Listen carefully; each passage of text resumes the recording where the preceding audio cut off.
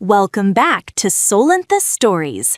Let's fuel your day with some intense passion and non-stop excitement.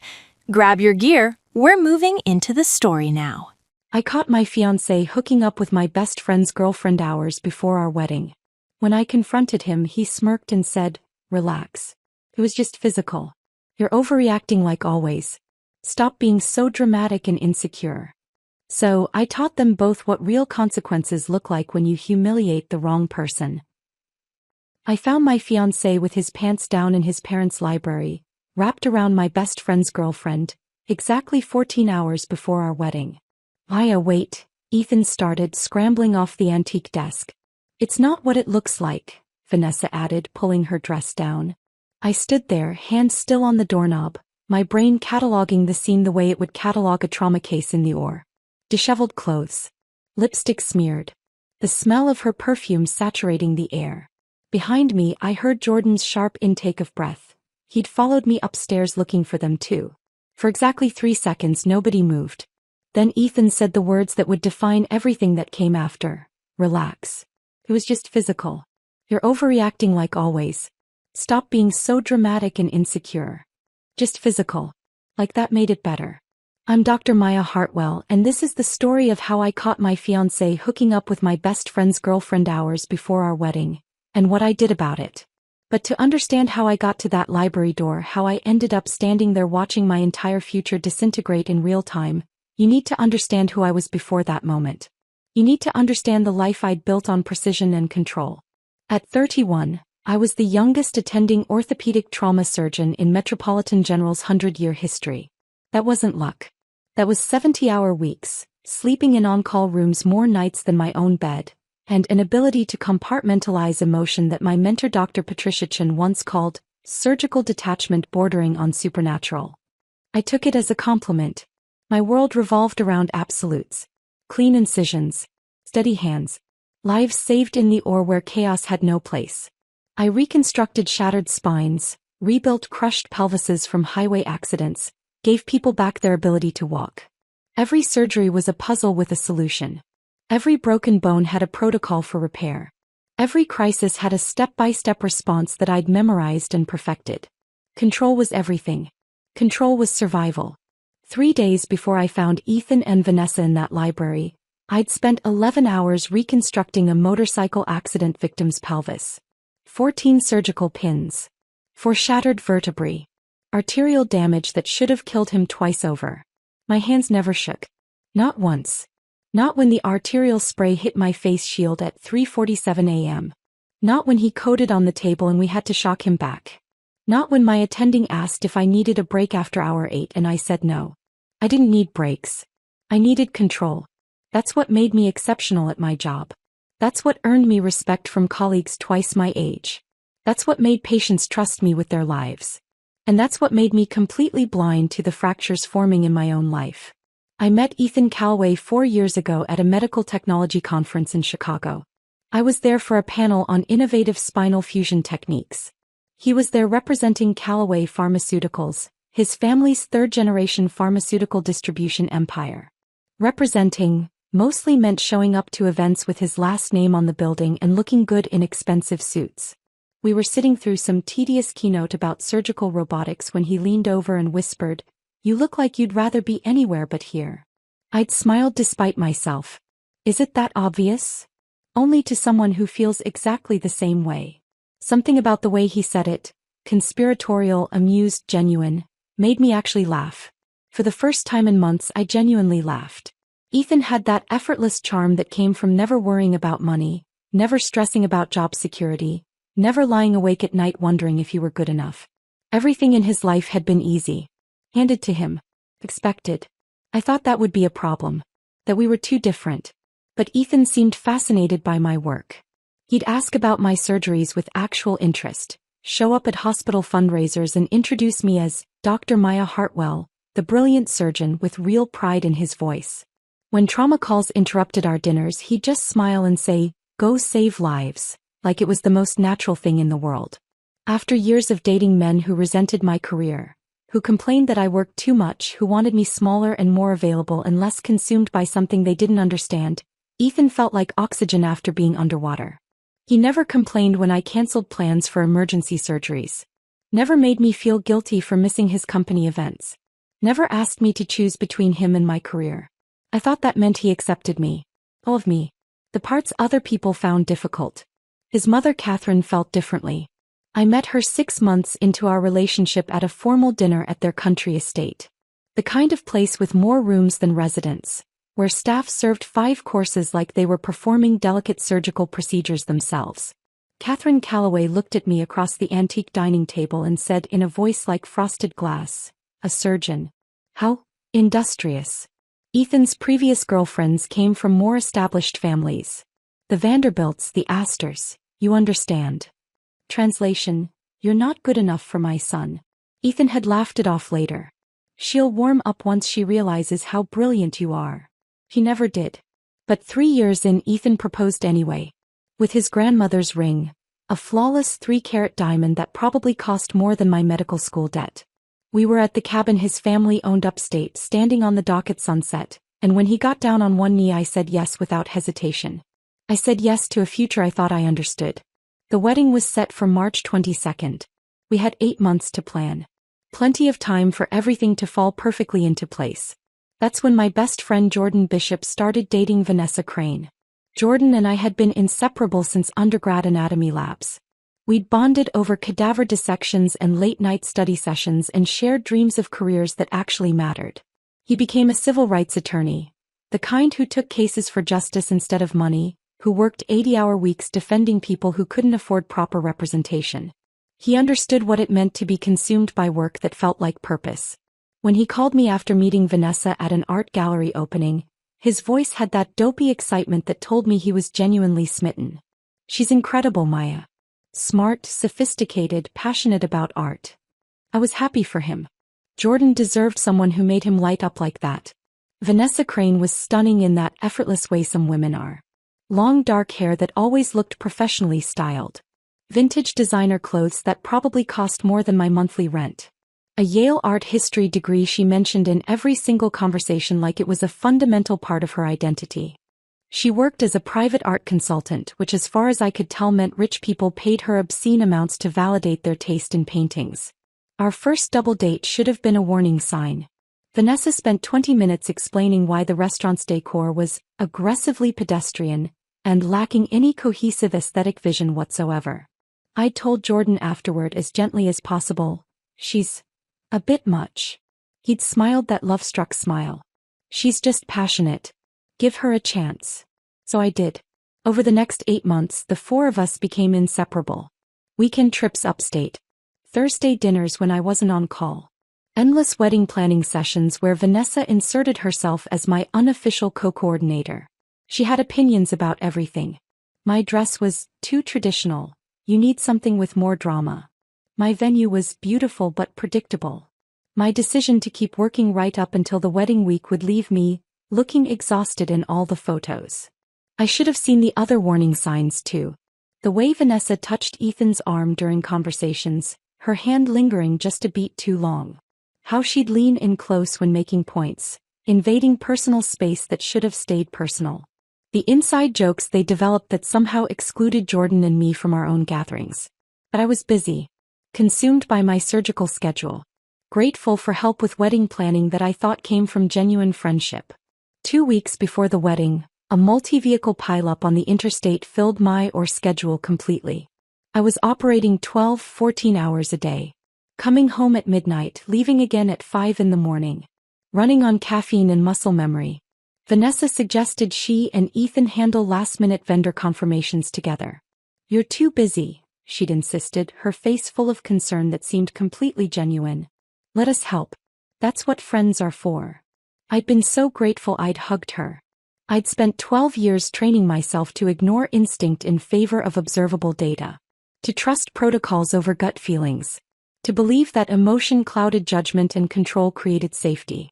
That same training made me blind to the affair happening right in front of me. While I was in the reconstructing strangers' shattered spines, they were busy constructing something else entirely. A betrayal that would fracture my carefully controlled life beyond anything I could have anticipated. The rehearsal dinner was supposed to be intimate. Family and close friends at the Callaway estate. Maybe 50 people total. Catherine had other ideas. 200 guests. Full catering staff. A string quartet. The kind of event that made my parents look small and uncomfortable in their best clothes, probably thinking about the retirement savings they'd liquidated to contribute to a spectacle they couldn't afford and didn't understand. I was looking for Ethan after dinner, wanting to steal a quiet moment before tomorrow's chaos, when I found Jordan on the terrace looking worried. "Have you seen Vanessa?" he asked. "She said she was going to the bathroom 30 minutes ago." Something in his voice carried weight beyond the words. "Where's Ethan?" he asked quietly. My stomach dropped. We both knew. On some level we'd both known for weeks, maybe months. But knowing and acknowledging are different things entirely. That's how we ended up walking through the Callaway estate together, checking rooms, following an instinct neither of us wanted to trust. That's how we ended up outside the library door. That's how we ended up standing there watching our entire lives shatter in the span of 3 seconds. And that's when Ethan said those words, "Relax. It was just physical. You're overreacting like always. Stop being so dramatic and insecure. Just physical." Like reducing betrayal to biology somehow made it acceptable. Like 6 months of lying to my face was justified because there was no emotional component. Like I was the problem for discovering them instead of them being the problem for the affair itself. In that moment, standing in that doorway with Jordan's breathing harsh behind me and Vanessa's lipstick smeared across Ethan's collar, I felt my surgical detachment activate completely. My hands didn't shake. My voice didn't break. I looked at them both and asked the only question that mattered. "How long?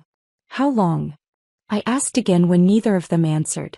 Ethan was still fumbling with his belt, face flushed red, not with shame but with something closer to anger.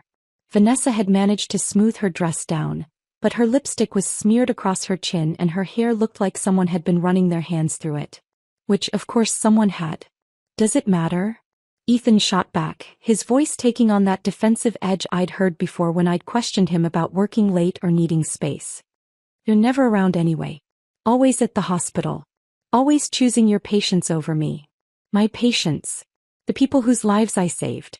The work I'd dedicated 12 years of my life to perfecting." He was using that as justification. Behind me, Jordan's breathing had gone harsh and uneven.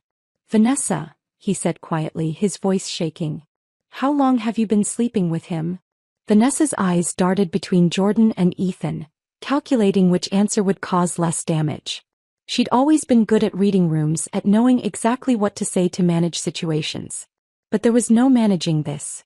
"It just happened," she started, her voice taking on that pleading quality. "We didn't plan it. It was a mistake." "How long?" Jordan's voice cracked on the second word. Vanessa and Ethan exchanged a look. A whole conversation passed between them in that glance. Some agreement about what to admit, what to hide, how much truth they could get away with revealing. That look told me everything I needed to know before Vanessa even opened her mouth. 6 months, she whispered. The number hung in the air like smoke.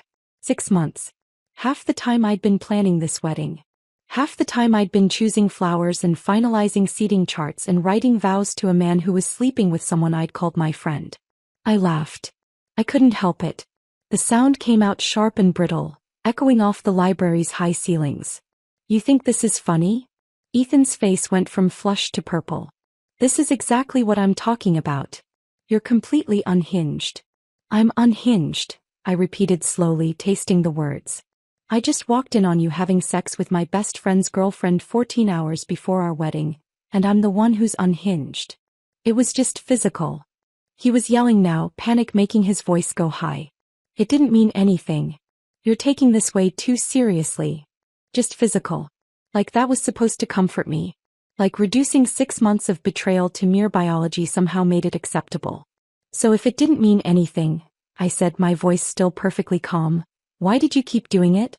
6 months isn't a mistake, Ethan. That's a choice. Made over and over again." Vanessa was crying now, mascara running down her cheeks in black streaks. "Maya, please, you have to understand." "I don't have to understand anything." I looked at her directly for the first time. "You were supposed to be my friend.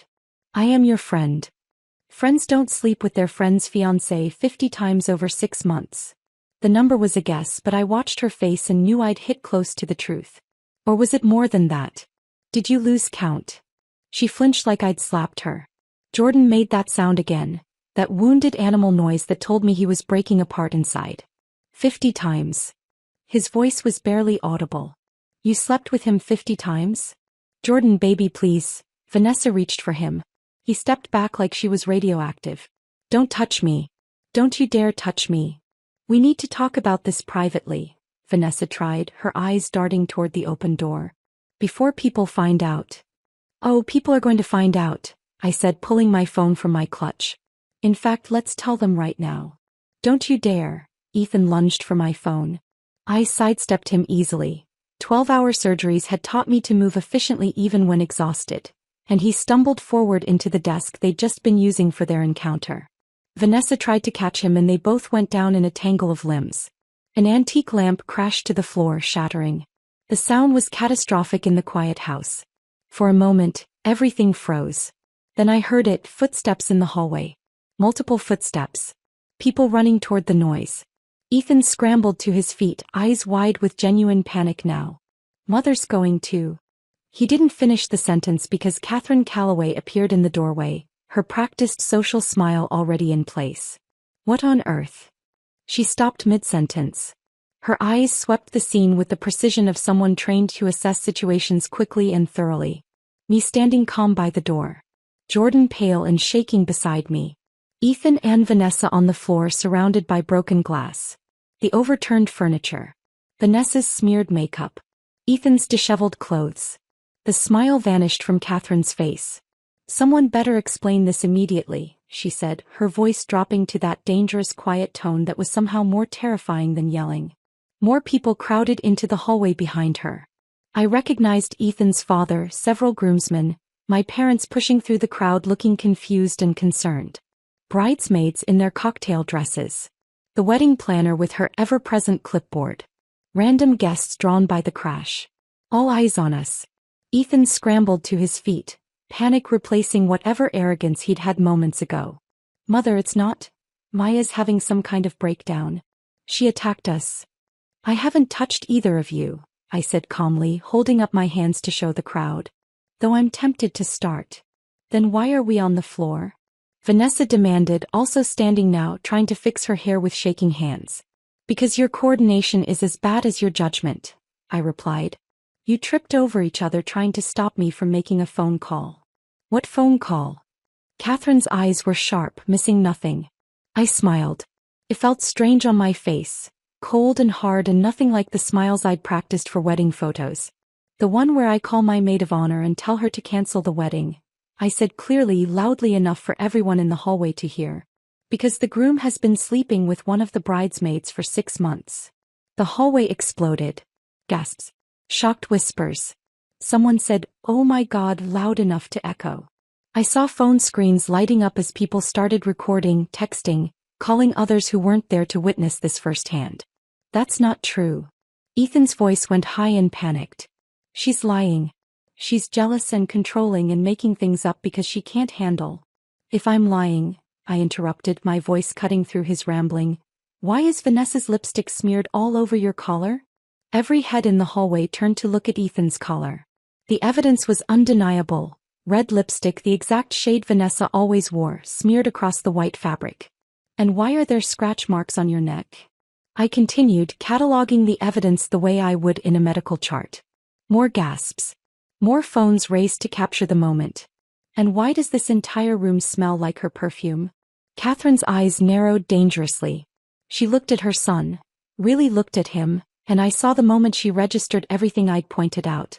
Her expression transformed from practiced social grace to something volcanic. Ethan James Calloway. She used his full name like a weapon. Is this true? The crowd had gone completely silent. Everyone waiting. Phones recording. This moment crystallizing into something that would be replayed and discussed and dissected for months, maybe years. Ethan's mouth opened and closed. No sound came out. His resolve was crumbling. I could see it happening in real time. The panic taking over, the realization that he couldn't lie his way out of this, that too many people had seen too much evidence. It just happened, he finally said, his voice weak. She came on to me.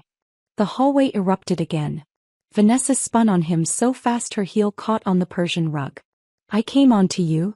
Her voice was shrill, mascara-streaked face twisted with rage and disbelief. You pursued me. Vanessa, don't. Ethan reached for her arm. She yanked it away. Don't touch me. You said Maya was cold. You said she cared more about her career than you.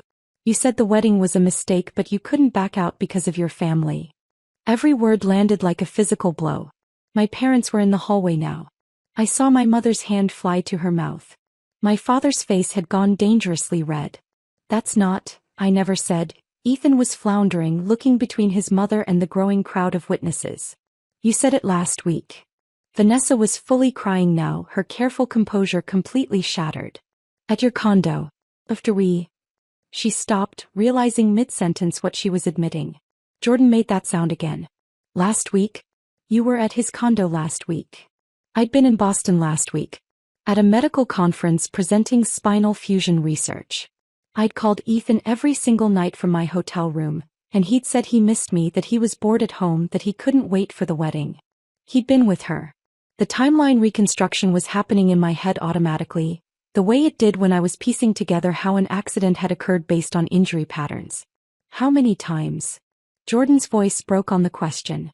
How many times total? Vanessa's mouth opened and closed. No words came out. How many? Jordan asked again, louder this time. I don't know, she whispered. Maybe 40? 50? I lost count. The crowd gasped again, louder this time. Someone in the back was definitely recording. I could see the distinctive glow of a phone screen aimed directly at us. 50 times over 6 months? I kept my voice even, clinical, letting the mathematics speak for themselves. That's twice a week. That's not it just happened. That's a relationship. The word hung there in the air. Relationship. Reframing everything Ethan had called just physical into something deliberate, ongoing, chosen repeatedly over half a year. Ethan tried to backtrack immediately. It wasn't like that, he stammered, looking at his mother with genuine fear in his eyes. She's exaggerating. I'm exaggerating? Vanessa turned on him so fast I actually saw the moment her survival instinct kicked in. The decision to throw him under the bus before he could do it to her. You told me you loved me. Complete silence. The kind of silence where you could hear people's shocked breathing, the rustle of expensive fabric as 200 guests leaned forward to hear better. Catherine's face went absolutely white. You told her what? I didn't. That's not, she's twisting my words. Ethan was spiraling, his carefully constructed life falling apart in real time. You said you were going to call off the wedding. Vanessa was fully committed to her confession now, tears streaming down her face, mascara leaving black tracks. You said we'd be together. You said Maya didn't understand you, that she was married to her job, that you felt alone even when you were with her. Each word hit like a scalpel cutting through tissue. I should have felt something. Pain maybe. Betrayal. Rage. Instead, I felt that same surgical detachment settling over me like a familiar coat. My brain was cataloging everything clinically. The growing crowd, the phones recording, the way Ethan's father had gone dangerously red in the face, how my mother was gripping my father's arms so hard her knuckles had turned white. When? I asked quietly, cutting through Vanessa's sobbing. When did he tell you he loved you? Vanessa looked at me, then at Jordan, then back at Ethan like she was hoping he'd step in and stop this. He didn't. He just stood there, mouth opening and closing like a fish drowning in air. 2 months ago, Vanessa finally whispered. Right after we spent the weekend at his family's cabin. The cabin. The piece of information landed differently than everything else. The cabin was where Ethan and I had spent our first anniversary. Where he'd proposed on the dock at sunset. Where we talked about bringing our future children someday. 2 months ago, I repeated slowly, my mind automatically calculating. I was in Boston 2 months ago. At a medical conference. Presenting research on spinal fusion techniques. Calling Ethan every night from my hotel room, exhausted but excited to share what I was learning. And he'd said he missed me. Said he was bored at home. Said he couldn't wait for me to get back. He'd been at the cabin. With her. You told me you were staying home that weekend, I said, my voice still eerily calm. You said you had work to catch up on. Ethan's face had gone from red to pale green. Paya, I can explain. Don't bother. I turned to Catherine. How many people know about the cabin? Who else has keys? Catherine understood immediately what I was asking. Whether there would be evidence, witnesses, anything to corroborate what Vanessa was claiming. Just family, she said quietly, her eyes never leaving her son's face. And you. And me, Vanessa added, her voice small. The implication hung in the air. Ethan had given her a key to his family's private retreat. The place that was supposed to be sacred to us, to our relationship, to our future. Jordan made a sound like he was choking. A weekend. His voice shook. You told me you were visiting your sister in Portland that weekend. You sent me pictures of her apartment, the city. Stock photos, I said, the pieces clicking together with horrifying clarity. From the internet. Easy enough to find if you know what to search for. Vanessa's silence confirmed it. How many times? Jordan asked again, his voice breaking completely now. How many times did you sleep with him? Give me a number. Jordan, please. How many times? Vanessa's shoulders slumped in defeat. I don't know exactly. Maybe 40 times? 50? I lost count. The hallway erupted again. Louder this time. Someone's grandmother actually gasped so loudly it echoed off the high ceilings. I saw one of the bridesmaids, Jessica, I think her name was, cover her mouth with both hands. My father took a step forward. 50 times. His voice carried the kind of quiet rage that was somehow more terrifying than yelling. My father was a high school teacher, a gentle man who rarely raised his voice, who'd spent 30 years teaching teenagers with infinite patience. He looked ready to commit violence. Mr. Hartwell, Ethan started. Don't. My father's voice was sharp as a blade. Don't you dare speak to me. My wife and I liquidated our retirement fund for this wedding. We went into debt. Real debt. The kind that keeps you up at night wondering how you'll make mortgage payments. I hadn't known that. They'd never told me exactly how much they'd contributed, just that they wanted to help, that they were proud, that they wanted my day to be perfect. My mother was crying silently, tears streaming down her face. Dad, I started. We did it because we thought you'd found someone worthy of you, he continued, still looking at Ethan. Someone who saw how extraordinary you are. Someone who valued the sacrifices you make every single day to save people's lives. Catherine stepped forward, her social mask completely gone now, replaced by something cold and furious. Ethan, tell me right now, is what Dr. Hartwell said true? Have you been carrying on an affair for 6 months? With this woman? She gestured at Vanessa without looking at her. It wasn't an affair, Ethan tried weakly. It was just what? Catherine's voice could have cut glass. Just physical? Just a mistake? Just 50 encounters over 6 months while your fiancé was working 70-hour weeks saving lives. The crowd was massive now. I could see people from downstairs craning their necks to see what was happening, phones out, recording everything. The wedding planner looked like she might faint. The string quartet had actually stopped playing in the ballroom below. Even they'd heard the commotion. Answer your mother, Ethan's father said quietly. He'd been silent until now, but his voice carried absolute authority. Did you have an affair? Ethan looked around desperately, searching for an exit that didn't exist. Every direction showed him faces ranging from shocked to disgusted to pitying. His carefully constructed image was burning down in real time, and there was nothing he could do to stop it. Yes, he finally whispered. Louder, his father demanded. Yes. Ethan's voice cracked. Yes, I had an affair. Are you happy now? Is everyone satisfied? Happy. Jordan laughed and it sounded broken. My girlfriend who I was planning to propose to next month, has been sleeping with my best friend's fiancé for half a year. So no, I'm not particularly happy. That was news to me. Jordan had been planning to propose to Vanessa. I saw his hand go unconsciously to his jacket pocket, where I'd bet money there was a ring box hidden. Vanessa saw it too.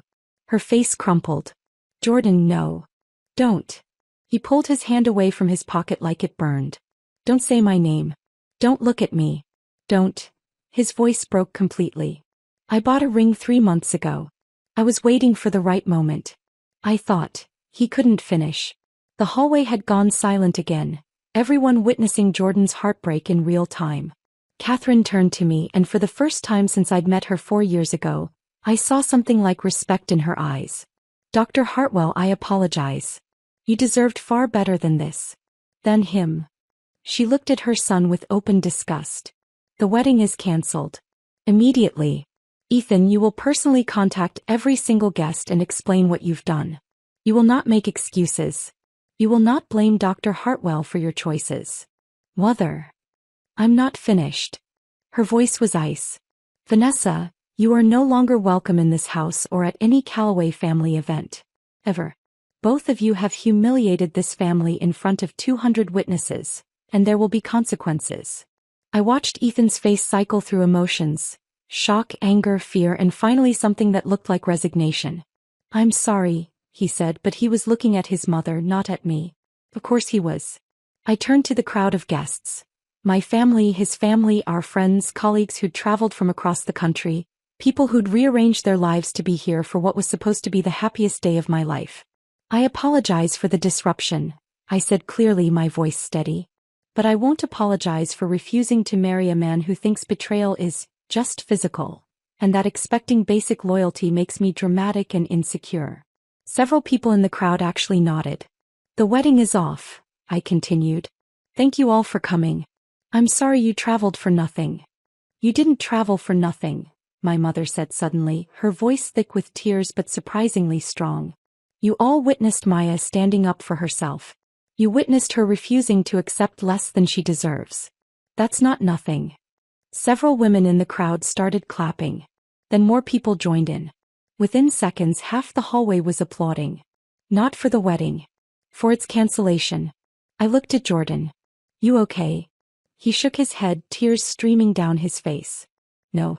But I will be. He turned to Vanessa one last time. We're done. Don't contact me. Don't come to my apartment.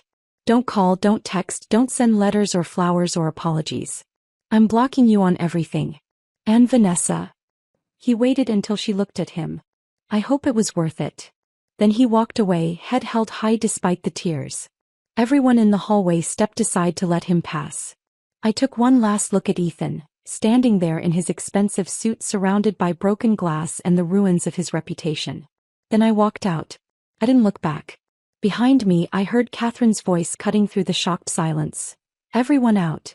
This event is over. Ethan, you and I need to have a very serious conversation. The last thing I heard before I reached the stairs was Vanessa sobbing and Ethan trying to explain himself to his mother. I kept walking. I made it to the main staircase before my legs started shaking. Not from emotion. From adrenaline crash. My body finally catching up to what had just happened, the surgical detachment starting to crack at the edges. I gripped the banister, forcing myself to keep moving. One step. Then another. Behind me, I could still hear voices from the library hallway. Catherine's sharp commands, someone crying, the low murmur of 200 guests processing what they'd just witnessed. My phone was buzzing in my clutch. Probably my maid of honor, probably the wedding coordinator, probably everyone who hadn't been upstairs but had already heard through the grapevine. I ignored it all. The grand foyer was empty when I reached it. Everyone was still upstairs or in the ballroom, drawn to the drama like moths to flame. The silence felt wrong after all that noise, all those voices, all that chaos. My parents found me there, standing alone by the massive front doors. My mother reached me first, pulling me into a hug so tight I could barely breathe. She smelled like her usual perfume and something else. The sharp scent of stress sweat that no amount of expensive fragrance could mask.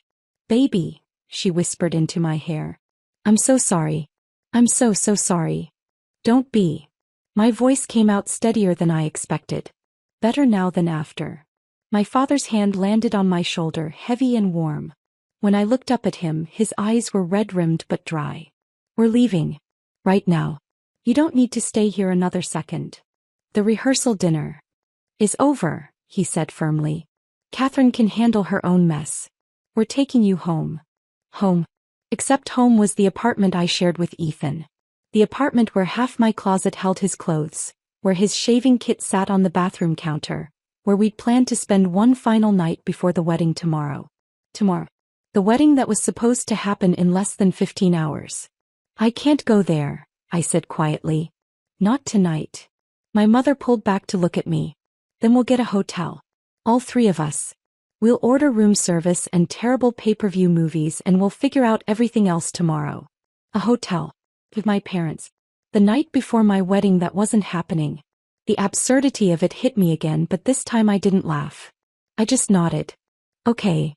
We were halfway to the door when I heard footsteps behind us. Fast footsteps. Turn. His face was blotchy, eyes swollen, but he'd stopped crying.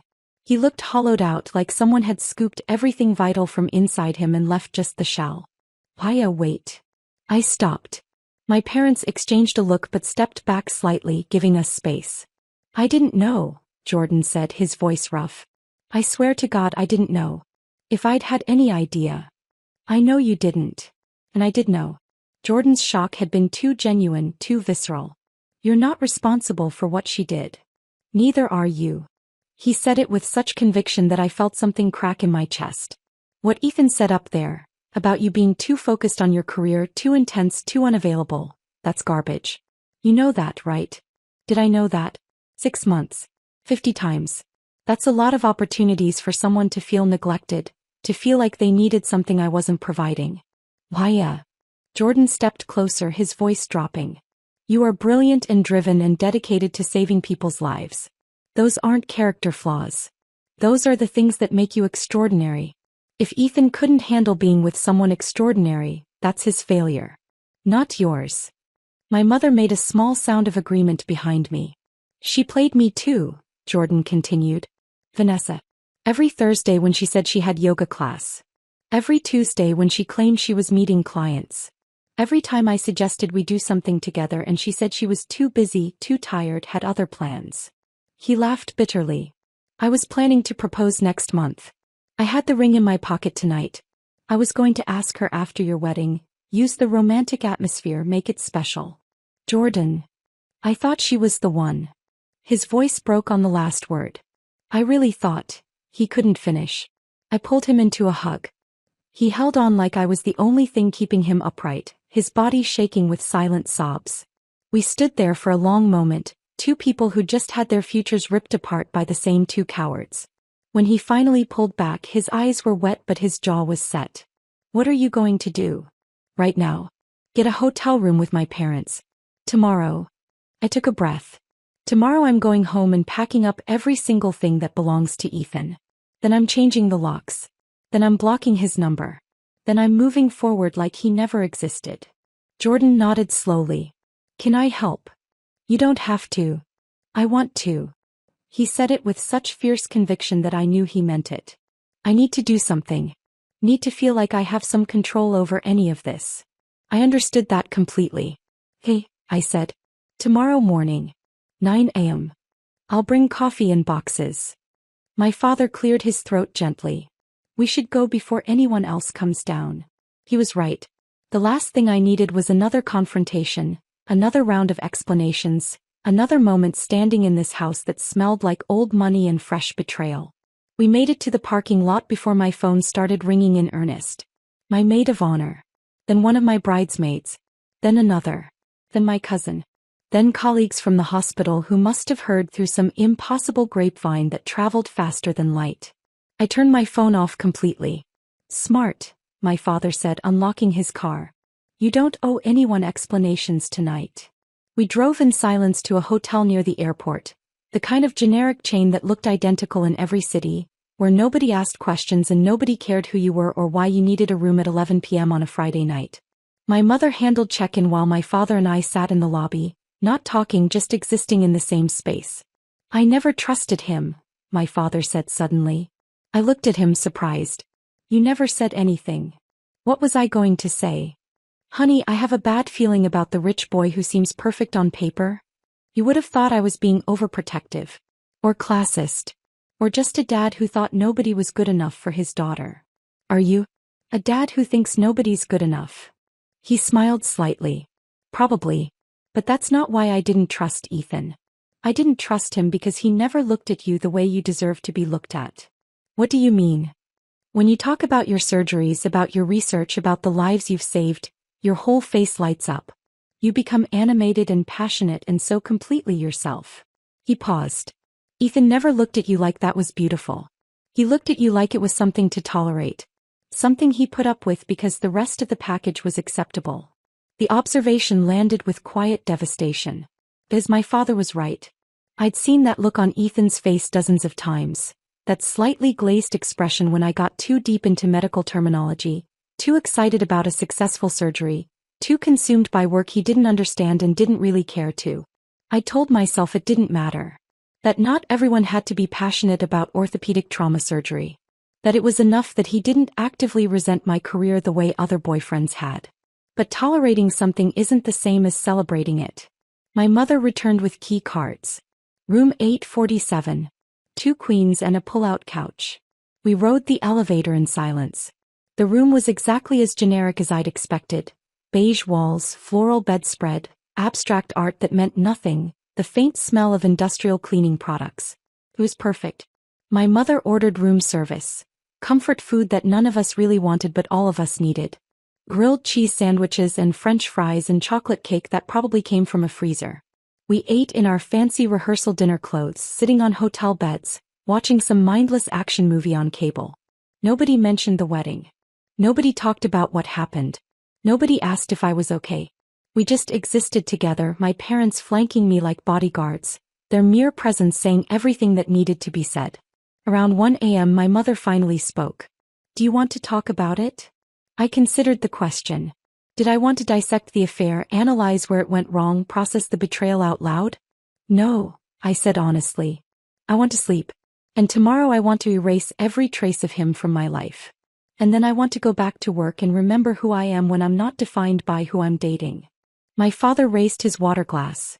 To Maya Hartwell, brilliant surgeon who doesn't need a man to be complete. My mother raised hers too. To our daughter who's always been enough exactly as she is. I raised my glass, feeling something shift inside me. Not healing, it was too soon for that. But the beginning of something. The first stage of reconstructing a life that had been shattered. Some breaks, I thought, require complete demolition before proper reconstruction can begin. Tomorrow I'd start demolishing. Tonight I'd just sleep. I didn't sleep that night in the hotel room. My parents did. My mother's soft snoring from one bed, my father's deeper breathing from the pull-out couch. But I just lay there in the dark, staring at the ceiling, my mind cataloging everything with clinical precision. 50 encounters over 6 months. The cabin where he proposed. It was just physical. You're always so dramatic. Around 4 a.m. I gave up on sleep entirely. Pulled on the hotel robe and sat by the window watching the city lights blur through the glass, thinking about what came next. The wedding was supposed to happen in 10 hours. Guests would be getting ready, putting on their formal wear, heading to the venue. Except there was no venue anymore. No ceremony. No reception.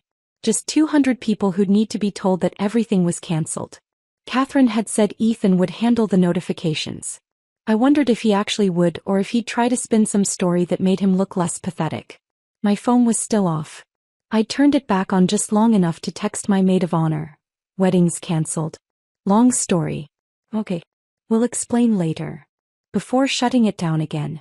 I couldn't handle the influx yet. The questions, the concern, the people who'd want details I didn't have the energy to provide. Jordan showed up at the hotel at 8:30 a.m. with coffee and a rental van. For the boxes, he explained when I met him in the lobby. My parents were still upstairs giving me space. Figured we'd need something bigger than my sedan. The drive to my apartment felt surreal. Saturday morning traffic, people going about their normal weekends, completely unaware that my entire life had detonated less than 12 hours ago. "You okay?" Jordan asked at a red light. "I don't know yet," I said honestly. "Ask me in a month." The apartment looked exactly as I'd left it yesterday morning, before the rehearsal dinner, before the discovery, before everything shattered. My coffee mug was still in the sink. Ethan's jacket was draped over the back of the couch. Evidence of a life that no longer existed. "Where do we start?" Jordan asked. "Bedroom," I said. Everything of his goes into boxes. Clothes, toiletries, books, everything.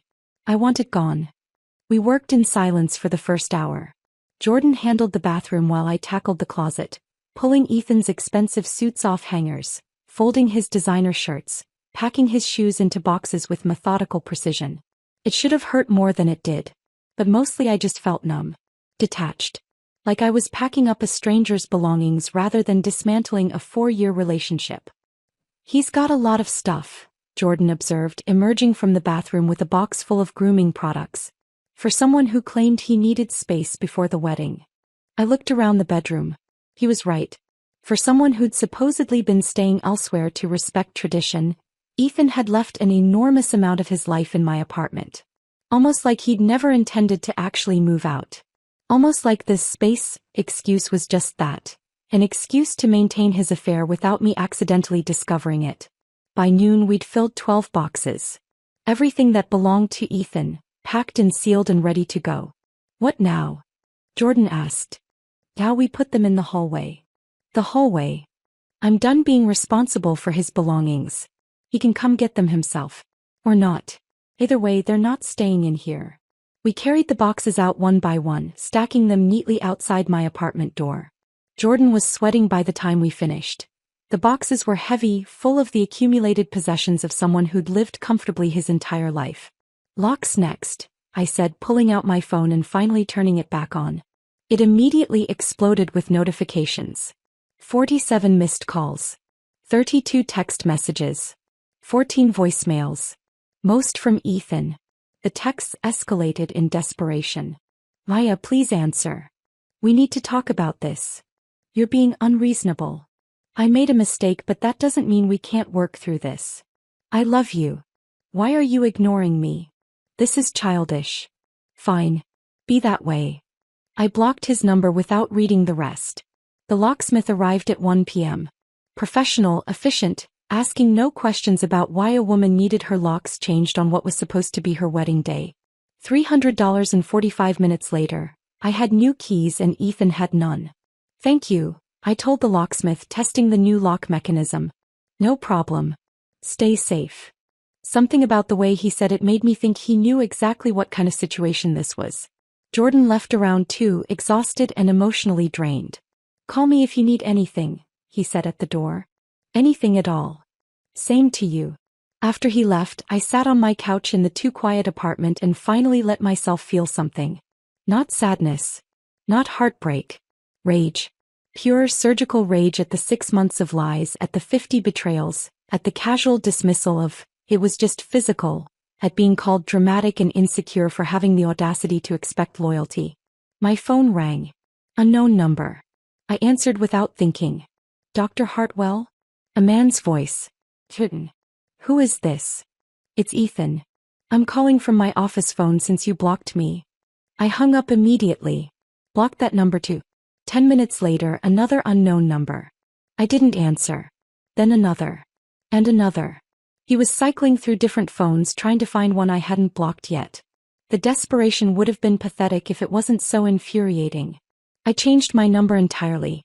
Spent the next 2 hours texting my new contact information to everyone who mattered. My parents, Jordan, my colleagues at the hospital, close friends who deserved to stay in my life. Ethan and Vanessa got left in the digital void. 2 weeks passed. I threw myself into work with an intensity that concerned even my chief of surgery. 12-hour days became 14, became 16. I took every trauma call, every emergency surgery, every case that other attendings didn't want. The OR was the only place that made sense anymore. The only place where broken things could actually be fixed, where my skill mattered, where control and precision saved lives instead of just protected me from feeling too much. My colleagues were kind enough not to ask questions. They'd heard through the grapevine, small hospital, big gossip, and they gave me space to process however I needed to. On day 14, the charge nurse called my extension during a rare break between surgeries. Dr. Hartwell, there's someone here to see you. Says it's urgent. An Ethan Calloway. My hands tightened on the phone. Tell him I'm in surgery. He says he'll wait. Tell him I'm in surgery for the next 8 hours. And if he's still here when I'm done, I'm calling security. Understood. He wasn't there when I finished my shift at 9 p.m. But there was a massive flower arrangement at the nurse's station. 24 red roses, probably $300 worth, ostentatious and desperate. The card read, I'm sorry. Please give me another chance. E. Melissa, one of the veteran nurses, looked at me with sympathy. Want these, Dr. Hartwell? God no. They're from my ex-fiancé. Her eyebrows rose. The one who, she stopped herself, clearly having heard the full story through hospital gossip channels. Yes. That one. What do you want me to do with them? I considered for a moment. Throwing them away felt wasteful. Keeping them was absolutely not happening. Donate them to the pediatric ward, I said. The kids deserve something beautiful that doesn't come with baggage. Melissa smiled, understanding immediately. Perfect. I'll take them up right now. The image of those expensive roses, Ethan's grand gesture, his attempt to buy forgiveness, sitting in a children's wardroom, bringing joy to sick kids who actually deserved something good, felt like poetic justice. Jordan called that night. You need to see something. He sent me a screenshot. Vanessa's Instagram post, written in that performative vulnerability style influencers perfected. Learning to choose happiness after toxic people try to dim your light. Not everyone can handle a woman who knows her worth. Moving forward, growing, healing. The comments were brutal. You slept with your best friend's fiancé 50 times. Maybe sit this one out. Imagine being this delusional. We were all there at the rehearsal dinner. We know what really happened. Her follower count had dropped from 43,000 to 21,000 in 2 weeks. She's trying to spin this like she's the victim, Jordan said when I called him. Of course she is. Taking responsibility would require actual character. 3 days later, Jordan sent me a news article link. The headline read, Pharmaceutical heir arrested for harassment after violating restraining order. I read it twice, absorbing every detail. Vanessa had filed a restraining order against Ethan after he'd shown up at her workplace 3 times in 1 week, waited outside her apartment building for hours, followed her to her gym. When she'd gotten the order, he'd violated it twice. Once ambushing her outside a coffee shop, once leaving dozens of voice messages that the article described as increasingly unstable and concerning. The article quoted Vanessa telling police they were supposed to be together, and that Ethan had promised her a future. They'd both believed their own lies. Both thought they could build something real on a foundation of betrayal. Now they were destroying each other. Couldn't have happened to better people, Jordan said when I called. I laughed. Actually laughed. It's almost beautiful, isn't it? Watching them implode. Karma working faster than usual. Think he'll actually face consequences? His family's rich enough to make it go away. But the reputation damage. Jordan's voice carried grim satisfaction. That's permanent. Everyone knows now. Everyone saw what he did.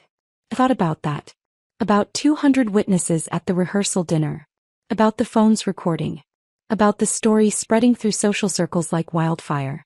Ethan's carefully constructed image, charming, successful, from a good family, had burned to ash in 1 evening. And he'd done it to himself.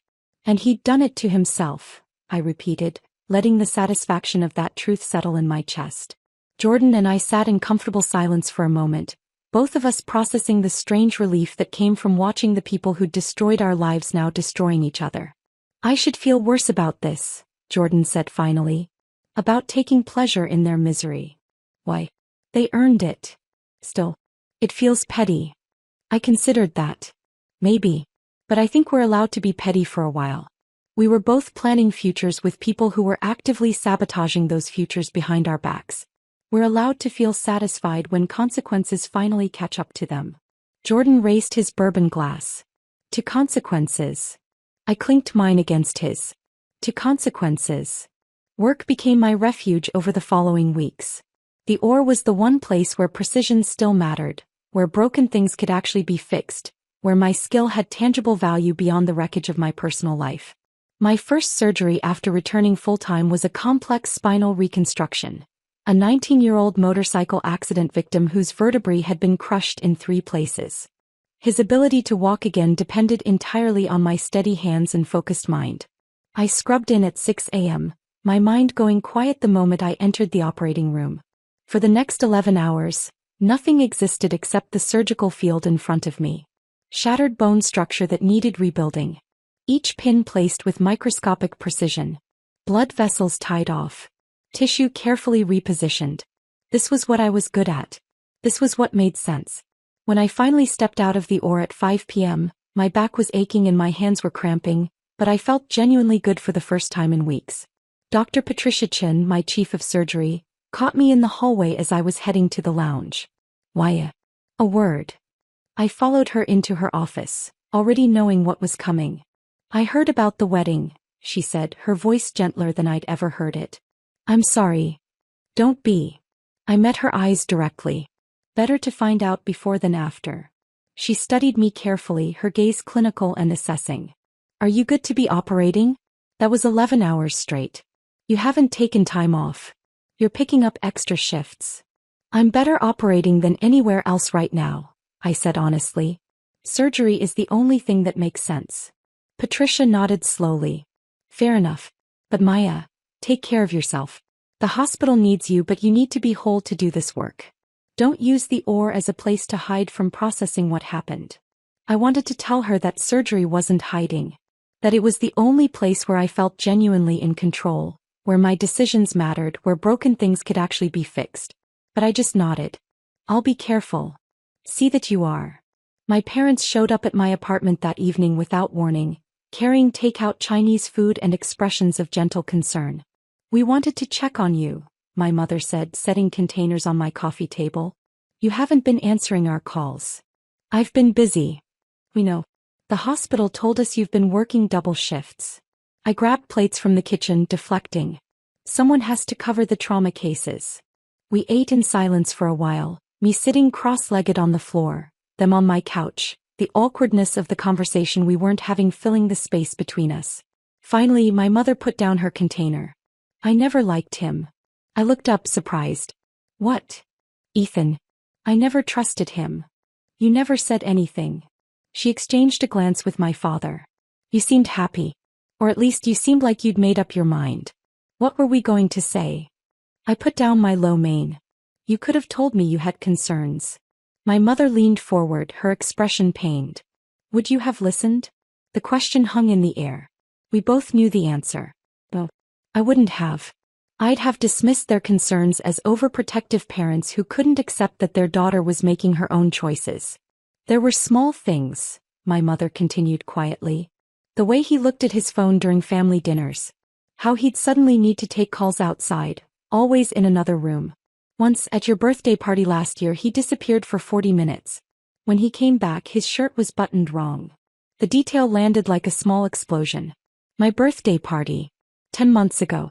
Had he been with Vanessa even then? I told myself I was being paranoid, my mother said. That I was looking for problems because I didn't think he was good enough for you. My father added, we wanted you to be happy. We thought maybe we were just being overprotective. That we couldn't accept our daughter was building her own life separate from us. I felt something crack in my chest. They'd seen warning signs I'd completely missed. Or maybe not missed. Maybe deliberately ignored because acknowledging them would have meant admitting my life wasn't as controlled and perfect as I'd convinced myself it was. I'm sorry we didn't say anything, my mother whispered. Don't be, I said, echoing the words I'd told Patricia. This isn't your fault. His. And mine for not paying attention. It's not your fault, my father said firmly. You trusted someone you had every reason to trust. That's not a character flaw. But it felt like one. Jordan and I started meeting regularly after that, both of us needing someone who understood exactly what we were going through. We'd sit on his balcony with bourbon and notepads, reconstructing the timeline of the affair like detectives working a cold case. The cabin weekend, Jordan said one night, circling a date on his notepad. That was the same weekend Vanessa said she was visiting her sister in Portland. I checked my calendar. And Ethan told me he was home alone, bored, watching Netflix. Jordan shook his head, the pattern becoming clear. Every Thursday evening for 6 months, Vanessa had yoga class. Every Tuesday Ethan had business dinners, I added. Vendor meetings for wedding planning, we said simultaneously, then looked at each other. We'd both been so busy. Me with surgical schedules, Jordan with case preparation, that we'd never questioned the convenient patterns, never compared notes, never suspected that our partners' absences might overlap for a reason. There was a weekend in March, Jordan said slowly, where Vanessa said she was at an art consultation in Miami. She sent me photos. Hotel room, the beach, everything. My stomach dropped. Ethan said he was at a pharmaceutical conference in Miami that same weekend. He sent me photos too. We stared at each other. The same lies. The same trip. Probably the same hotel room with photos carefully angled to exclude any evidence of shared occupancy. They planned this, Jordan said quietly. This wasn't just opportunistic encounters. They coordinated schedules, created alibis, constructed an entire parallel reality while we were both completely oblivious. The level of calculation involved was somehow worse than the betrayal itself. 3 days later, my phone rang from an unknown number. I almost didn't answer. But something made me pick up. "Maya, this is Catherine Calloway." I went very still. "Mrs. Calloway. I know you have no reason to speak with me," she said, her formal tone cracking slightly. "But I have information you deserve to know." I waited silent. Catherine took a breath. "Ethan's previous engagement, to Alexandra Pemberton before he met you, ended because I walked in on him with her maid of honor 2 weeks before their wedding." The world seemed to tilt slightly. "What?" "We paid Alexandra's family a significant sum to keep it quiet. To avoid scandal. The Pembertons are old family friends. We couldn't afford the social fallout." I sat down slowly, my legs suddenly unsteady. "I insisted Ethan get therapy," Catherine continued. "That he address whatever compulsion drives this behavior. He refused. Said it was a one-time mistake, that he'd been drunk, that it would never happen again." "But it did," I said quietly. "Yes. When he started dating you, I convinced myself he'd changed. That you were different. That maybe a woman with a serious career, someone who wouldn't worship him or make him the center of her universe, would hold his attention in a way debutantes hadn't." Her voice broke slightly. "I was wrong. And I owe you an apology. I should have warned you. Should have told you about his pattern. But I wanted to believe he could change. That he wasn't." She stopped. "Wasn't what?" I prompted. "Wasn't broken in a way I couldn't fix," she whispered. The revelation crashed over me in waves. This wasn't a mistake. Wasn't a moment of weakness. Wasn't about me being too intense or working too much. This was a pattern. A compulsion. A man who systematically sabotaged relationships at the moment of ultimate commitment, who engineered his own disasters and then blamed the women who loved him for not being enough. "Why are you telling me this now?" I asked. Catherine's voice hardened. "Because he's planning to show up at your hospital again tomorrow with some grand gesture. And because you deserve to know you did nothing wrong. This is who my son is. This is what he does. And I'm ashamed I didn't warn you." I closed my eyes, absorbing the information. "Thank you for telling me. I'm sorry, Maya. Truly. You deserved so much better than my son." She hung up before I could respond. I sat there in my quiet apartment, Catherine's words echoing in my mind. This was a pattern. I wasn't the first. Probably wouldn't be the last. Nothing I'd done or not done would have changed the outcome, because the outcome was inevitable from the moment Ethan proposed. The engagement itself triggered something in him. Some deep-seated fear of commitment that manifested as sabotage. It wasn't about me at all. For the first time since that night in the library, I felt something shift inside me. Not forgiveness. Not healing. But release. Release from the narrative that I'd somehow caused this. That if I'd been less focused on work, more available, more fun, more spontaneous, it wouldn't have happened. It would have happened regardless. Because this was who Ethan was. And I'd just been the latest in a line of women who'd believed they could be enough for a man who was fundamentally incapable of accepting love. I stared at my phone for a long time after Catherine hung up, her words replaying in my mind. "He's planning to show up at your hospital again tomorrow with some grand gesture." Not if I had anything to say about it. I called the hospital's head of security first thing the next morning. Marcus Webb had been with Metropolitan General for 15 years. A former police officer who'd seen everything and couldn't be rattled. "Dr. Hartwell. What can I do for you?" "There's a situation you should know about," I said, keeping my voice professional. "My ex-fiancé has been attempting to contact me despite being told repeatedly to stop. His mother informed me he's planning to show up at the hospital today with flowers or some other grand gesture." Marcus's tone shifted immediately. "Do you want a restraining order? I can help you file." "Not yet," I interrupted. "But I want clear documentation if he shows up. I want him intercepted before he reaches the surgical wing. And I want him escorted out by security in a way that's visible enough that he understands this isn't romantic persistence. It's harassment." There was a pause, then Marcus said, "I can absolutely arrange that." "What time?" His mother said 2 p.m. "Consider it handled." "And Dr. Hartwell? I'm sorry you're dealing with this." "Thank you, Marcus." At 1:50 p.m. I positioned myself on the second-floor walkway that overlooked the main lobby. I had a surgery scheduled for 3, so I was already in my scrubs, but I wanted to see this. At exactly 2 p.m. the main door slid open and Ethan walked in. He was wearing one of his expensive suits, hair perfectly styled, carrying an enormous bouquet of flowers that must have cost $500 minimum. Red roses, white lilies, some exotic blooms I couldn't identify from this distance. He looked confident, like this was a romantic movie and he was the hero coming to win back his love. He made it maybe 15 feet before 2 security guards intercepted him. I couldn't hear the initial exchange, but I saw Ethan's expression shift from confident to confused. He gestured with the flowers, said something that made one of the guards shake his head firmly. Then Ethan's voice rose, loud enough to carry across the lobby. I just need 5 minutes. I'm trying to apologize to my fiancé. Marcus Webb appeared from a side corridor, his bulk and authority immediately commanding attention. The entire lobby had gone quiet, people stopping mid-stride to watch the scene unfold. Marcus's voice was professionally calm but loud enough for everyone to hear. Sir, you don't have a fiancé. You have a cancelled wedding and a woman who has asked you multiple times to stop contacting her. You are not welcome in this facility. You need to leave now. Ethan's face flushed red. This is insane. I'm trying to make things right. By ignoring her explicit requests to be left alone? Marcus's tone didn't change. That's called harassment, sir. You can leave voluntarily, or we can call the police and have you removed for trespassing. Your choice. I saw the moment Ethan realized this wasn't going his way. His shoulders slumped slightly, the flowers drooping in his grip. Fine, he said, his voice bitter. Give her these. He tried to hand the bouquet to Marcus. No, sir. You can take them with you or leave them here, but we won't be delivering anything to Dr. Hartwell on your behalf. Ethan looked around the lobby, at the nurses watching from the information desk, at the visitors who'd stopped to stare, at the doctors in scrubs observing from the hallway. He was being humiliated. Publicly. Exactly as he'd humiliated me at the rehearsal dinner.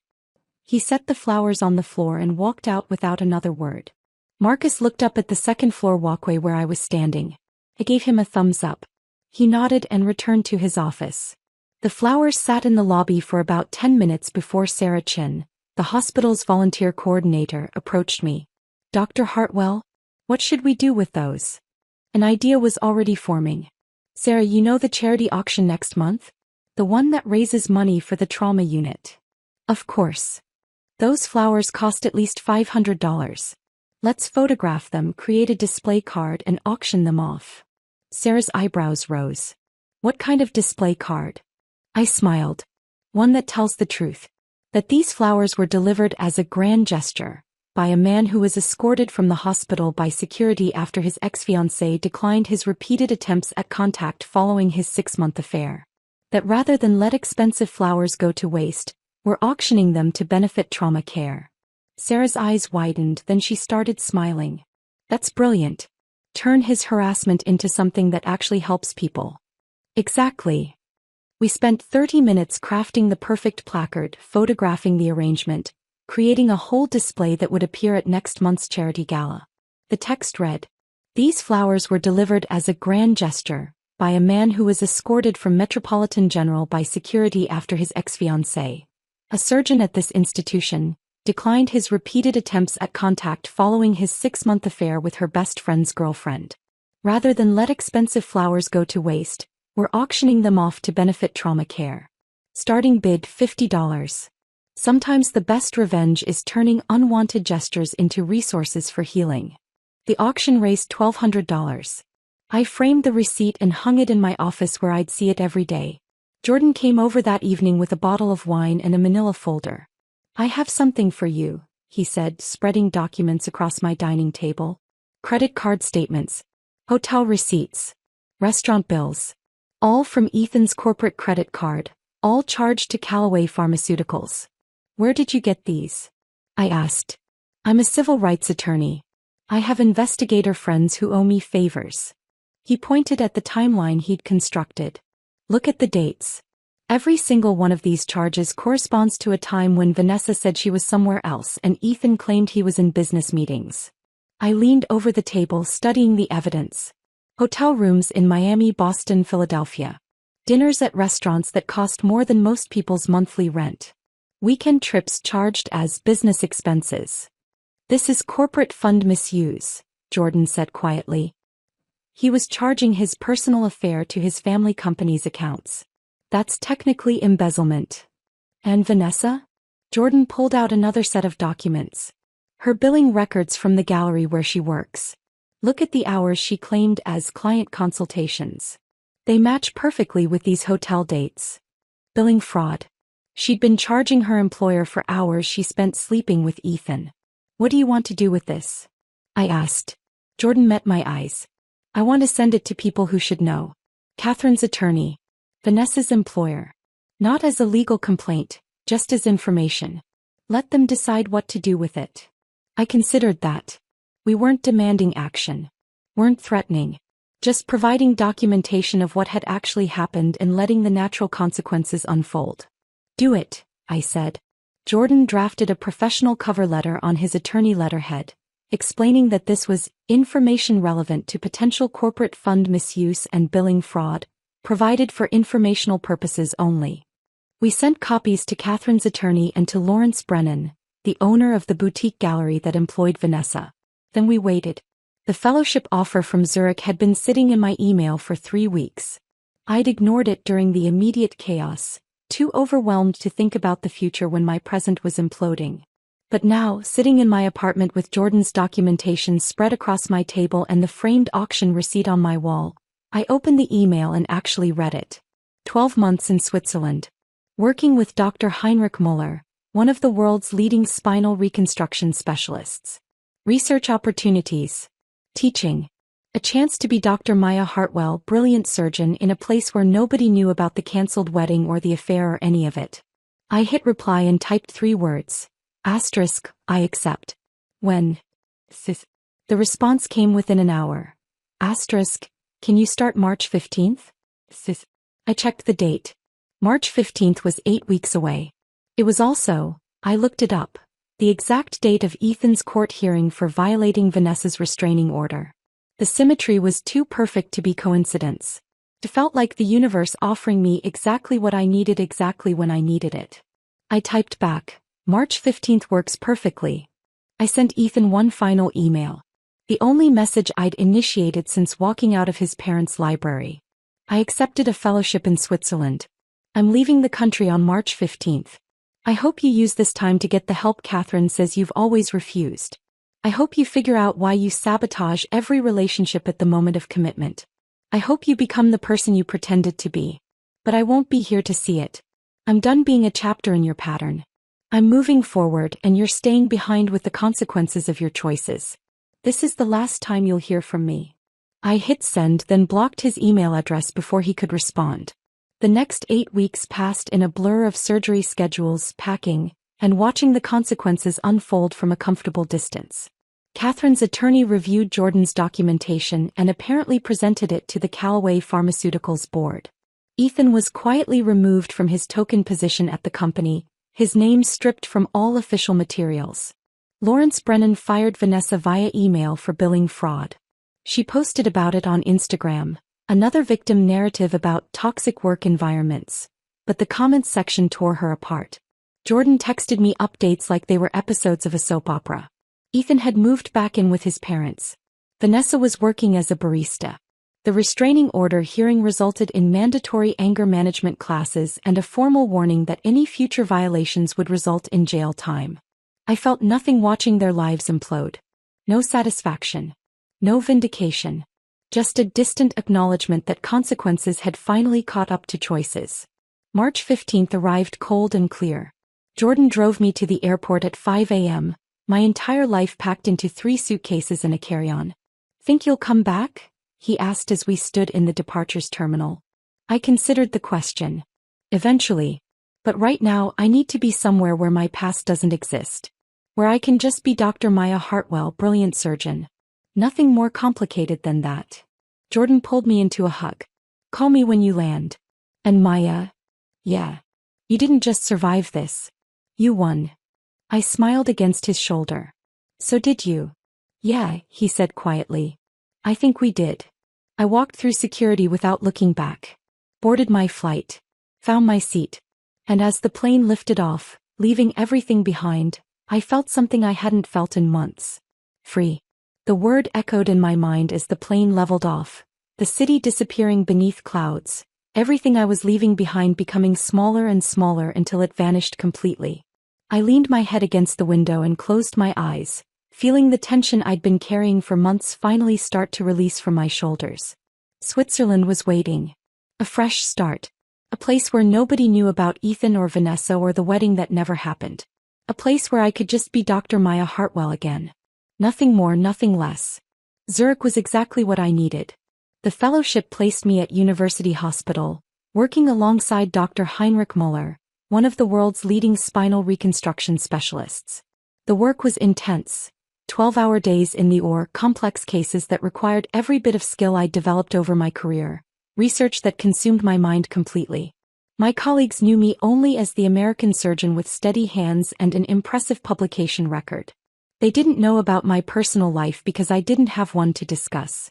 I worked. I studied. I perfected techniques. I lost myself in the precision of surgery. But the fellowship program had one requirement I hadn't anticipated: mandatory therapy for all international participants dealing with life transitions. Dr. Anna Müller, no relation to Heinrich, was a clinical psychologist in her 60s with steel gray hair and eyes that saw far too much. Our first session, she asked, "Why are you here in Zurich, Dr. Hartwell?" "For the fellowship. To work with Dr. Müller on spinal reconstruction." "No," she interrupted gently. "Why are you really here?" I was silent for a long moment. "I'm running away," I finally admitted. "From what?"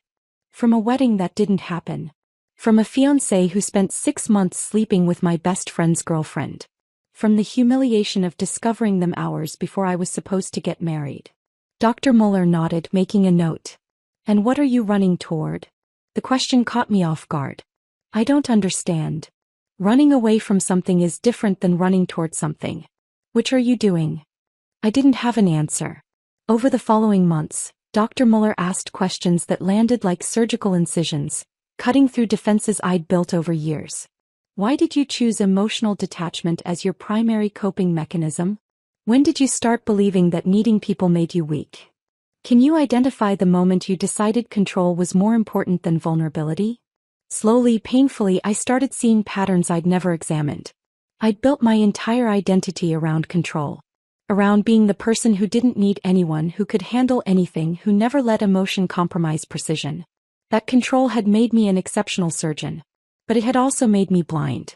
I'd wanted Ethan to be who I needed him to be: supportive, understanding, content with my career-focused life. So I'd dismissed every piece of evidence that contradicted that narrative. The way he looked at his phone. His convenient need for space. The small inconsistencies that I'd catalogued and then ignored. "You're very good at seeing what's broken in other people's bodies," Dr. Müller observed during one session. "But you've trained yourself not to see what's broken in your own life until the damage is catastrophic." He was right. I'd ignored hairline fractures until they became complete breaks. And then I'd been shocked when everything shattered. "What Ethan did was entirely his choice," Dr. Müller clarified. "You are not responsible for his betrayal. But you are responsible for how you responded to warning signs. For the patterns you've developed that prioritize control over connection." It was the hardest work I'd ever done. Harder than medical school. Harder than residency. Harder than any surgery. Because surgery had rules. Protocols. Clear steps from diagnosis to treatment to recovery. This was messy. More uncertain. Required sitting with discomfort instead of cutting it away. 6 months into the fellowship, Jordan texted, "Coming to visit. Book me a couch." He arrived in September with a suitcase, wine, and the kind of easy companionship I desperately needed without realizing it. We spent evenings on my apartment's small balcony overlooking the city, finally talking about things we'd both been avoiding. "Do you think we'll ever trust anyone again?" Jordan asked one night, both of us on our second glass of wine. I considered the question carefully. "I think we'll trust differently. More carefully. With more attention to evidence instead of hoping people are who they claim to be." Jordan nodded slowly. "That sounds exhausting." "It is. But so is being blindsided by a 6-month affair." He laughed, but it was hollow. Fair point. We sat in comfortable silence for a while, watching lights come on across the city as evening deepened. Vanessa lost her job, Jordan said eventually. The gallery owner found out she'd been billing client hours while conducting her affair. Fired her for fraud. I waited for some feeling to surface. Satisfaction maybe. Vindication. Nothing came. Just empty acknowledgement that consequences had occurred. And Ethan? Jordan smiled grimly. His father removed him from the company board. Catherine gave him an ultimatum: get serious therapy or get cut off from the family money. He chose therapy. Think it'll help? Honestly, I think he's just performing compliance until everyone stops paying attention. Then he'll go back to being exactly who he's always been. Probably true. People didn't fundamentally change just because they'd faced consequences. They changed because they genuinely wanted to be different. And Ethan had never struck me as someone capable of that kind of introspection. I met someone, Jordan said quietly. Her name's Rebecca. She's a public defender. Brilliant, honest to a fault, calls me on my stuff in a way I desperately need. I smiled genuinely for the first time in the conversation. That's good, Jordan. That's really good. We're taking it incredibly slowly. I'm terrified of missing red flags again. Of being so desperate to believe in someone that I ignore evidence right in front of me. I understand that completely. He looked at me. What about you? Anyone interesting in Switzerland? I shook my head. Not ready yet. Maybe not for a long time. Right now I'm focused on work. On rebuilding my sense of who I am outside of relationships, outside of other people's perceptions. Is it working? It's lonely sometimes, I admitted. But it's also clarifying. I'm learning things about myself I never would have examined if my life hadn't completely imploded. Jordan raised his glass. To implosions that force growth. I clinked mine against his. To growth we wouldn't have chosen but needed anyway. 3 months before my fellowship ended, a letter arrived forwarded through the hospital's international mail system. Catherine Calloway's elegant handwriting on expensive stationery. I almost threw it away without reading it. But something made me open it. Dear Maya, I debated whether to send this, but I believe you deserve to understand what therapy has revealed about my son. I read slowly, absorbing every word.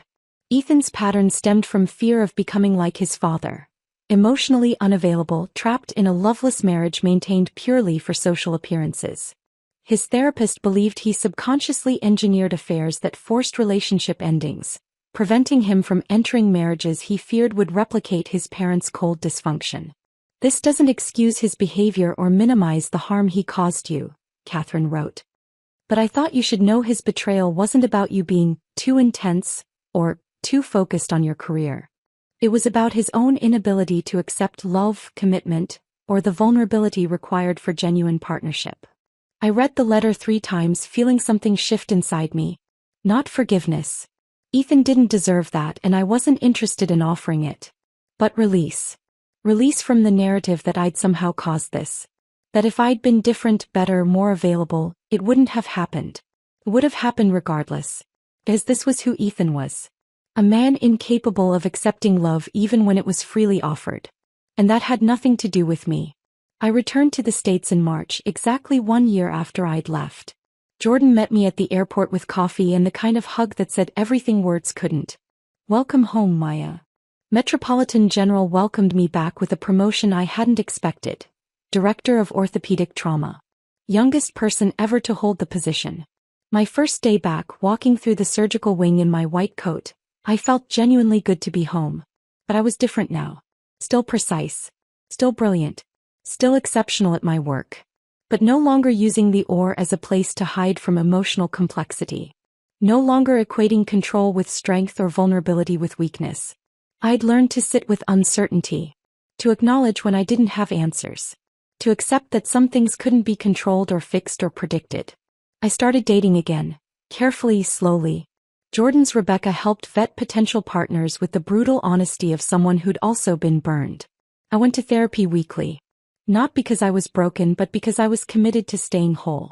And sometimes when I was in the OR reconstructing a patient's shattered spine, carefully setting fractures and knowing that proper healing would make the bone stronger than it had been originally, I thought about my own fractures. The breaks that had felt catastrophic but had ultimately made me more resilient. More aware. More genuinely myself than I'd been before everything shattered. I thought about Ethan sometimes. Wondered if he'd actually changed or if he was just better at hiding his patterns. But mostly I didn't think about him at all. Because he'd become what he'd always been. A chapter in my story. Not the whole narrative. Not even close. I was Dr. Maya Hartwell. Brilliant surgeon. Director of orthopedic trauma. Someone who'd survived betrayal and built something stronger from the wreckage. And that was enough. More than enough. That's how you survive betrayal. Not by avoiding all future breaks, but by learning to set your own fractures properly, giving them time to heal and trusting that what emerges can be stronger, wiser, and more authentically whole than what existed before the break. Some things once shattered should stay broken. But some people once broken can rebuild themselves into something better than they were before. I'd become the latter. And I'd never been more proud of who I was. If this story of surgical precision revenge had you hooked from start to finish, smash